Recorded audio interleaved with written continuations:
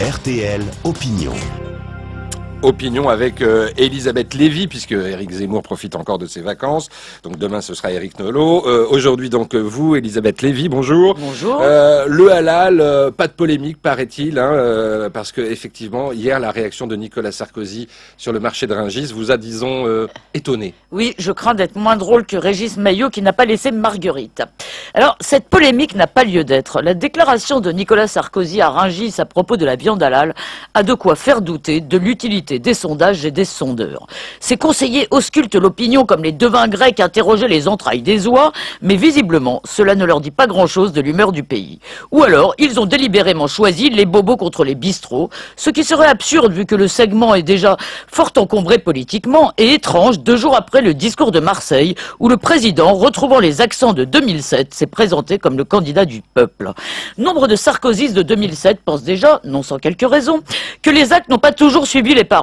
Beaucoup trouveront que 48 heures, c'est un peu court pour une volte-face. Qu'un candidat à la présidence de la République refuse de parler la langue des bistrots est une chose, qu'il refuse de l'entendre en est une autre. Or, que cela nous plaise ou pas, la polémique lancée par Marine Le Pen intéresse les gens. Il suffit de se balader dans ce café du commerce qu'est Internet pour le savoir. Pour de mauvaises raisons, peut-être. Avec des arrière-pensées, c'est possible. Mais après la police de la pensée, faut-il craindre celle des arrière-pensées ?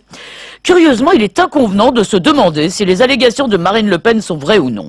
Le chercheur Gilles Kepel, peu suspect d'islamophobie, dit pourtant à peu près la même chose que la présidente du FN, en ajoutant qu'il est absurde qu'un nombre croissant de gamins musulmans ne fréquentent plus la cantine pour des raisons religieuses, alors que leurs camarades mangent halal sans le savoir. Cela dit, où est le problème, Elisabeth? Où est le problème si on mange halal sans le savoir? Écoutez, il est paradoxal de défendre la transparence en toute chose, de prôner la traçabilité du moindre aliment et de répéter que le citoyen doit savoir ce qu'il a dans son assiette pour décréter soudainement « mange et tais-toi ».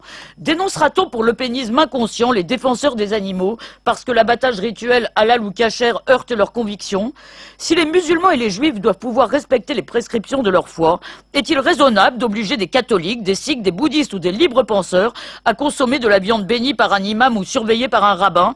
Rappelons que la laïcité, dont tout le monde fait si grand cas aujourd'hui, doit permettre à chacun de se débrouiller avec son Dieu, pas de l'imposer aux autres. Le chef de l'État prétend résister à ce qu'un de mes amis appelle le braillomètre médiatique. Dans cette affaire, on a plutôt l'impression qu'il lui a cédé, avant même que le bruit ait atteint son niveau maximal.